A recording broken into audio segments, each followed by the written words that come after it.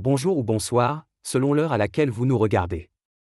Je suis chroniqueur audio et animateur de podcast à l'ODJ Media, et j'ai le plaisir de vous lire fidèlement cette chronique percutante signée Afid Fassifiri. Intitulée « Escalade au Moyen-Orient », le jour d'après, elle revient sur une crise géopolitique aux répercussions mondiales. Alors que l'Iran a riposté à l'agression israélienne, nul ne sait jusqu'où ira l'escalade entre Téhéran et Tel Aviv. Et encore moins, quelles sont les réelles capacités militaires de Téhéran. Un tournant sans précédent. L'Iran a riposté et frappé l'État hébreu en déclenchant 200 missiles balistiques vendredi et samedi soir, en réponse à l'attaque sans précédent d'Israël la veille, qui avait bombardé des sites militaires et nucléaires et tué les plus hauts commandants militaires etc. des officiels du régime islamique.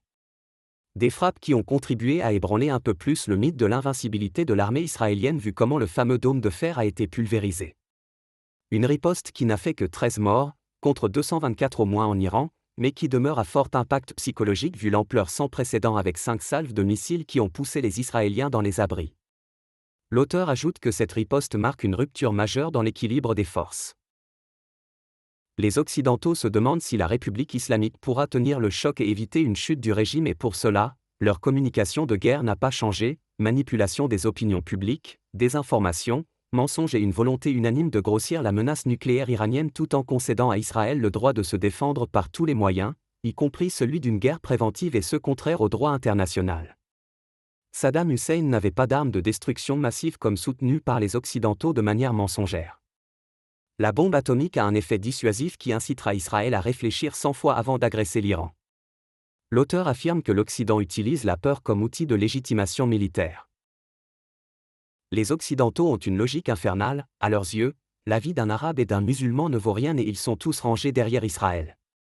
Tout se passe comme si le Mossad n'avait pas assassiné ces dernières années de nombreux généraux, dignitaires, officiels et experts du nucléaire iranien.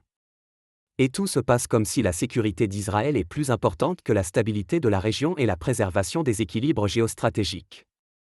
Les médias occidentaux jubilaient quand Israël bombarde l'Iran, et ils sont en pleurs quand Tel Aviv est bombardée comme si l'entité sioniste avait le droit de lancer des frappes préventives sans avoir été agressée. L'auteur pense que l'hypocrisie médiatique est une arme déjà bien rodée. Le président français a aussitôt précisé que la France allait envoyer les forces nécessaires pour assurer la protection de l'État hébreu alors qu'il était resté silencieux lorsque la flottille de la Liberté en route vers Gaza avait demandé que l'armée française en assure la sécurité dans les eaux internationales. La volonté du président français de s'engager aux côtés de l'allié israélien a cependant suscité une réaction radicale de Jean-Luc Mélenchon, de la France insoumise qui n'a pas eu des mots très tendres pour Macron. Le président Macron prétend nous engager dans une guerre contre l'Iran au cas où ce pays userait de son droit de réplique.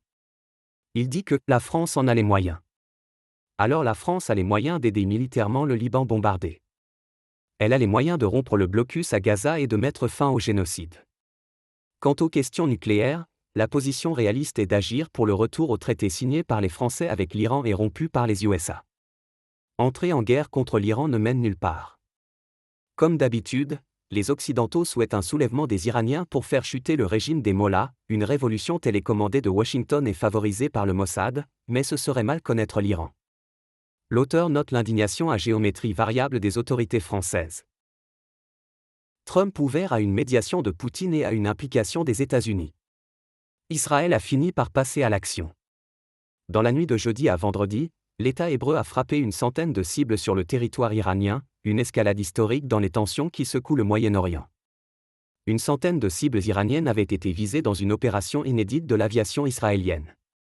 Entre les deux ennemis, l'escalade risque de mener toute la région au fond du gouffre.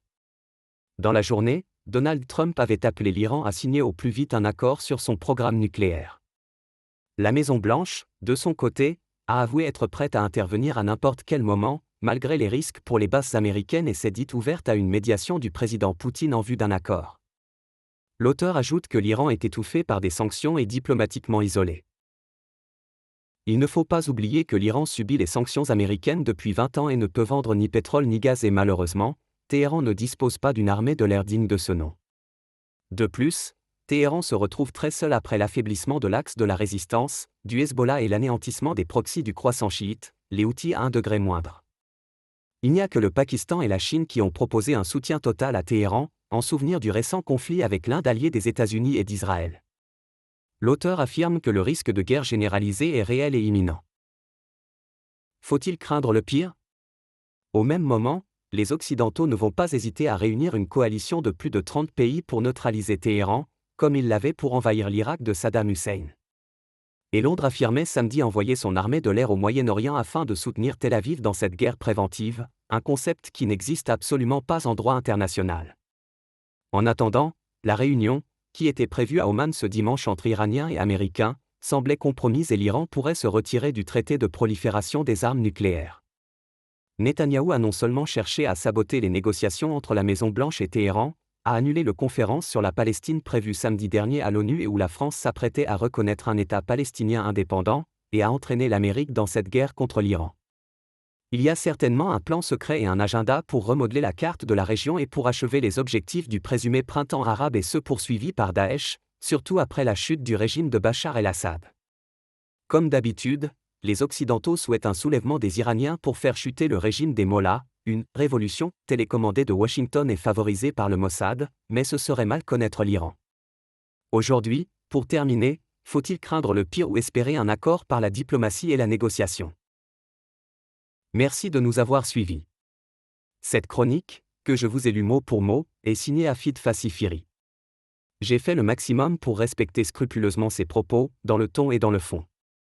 On se retrouve très bientôt sur l'ODJ Média pour une nouvelle chronique audio, fidèle à notre engagement pour une information libre, humaine et lucide.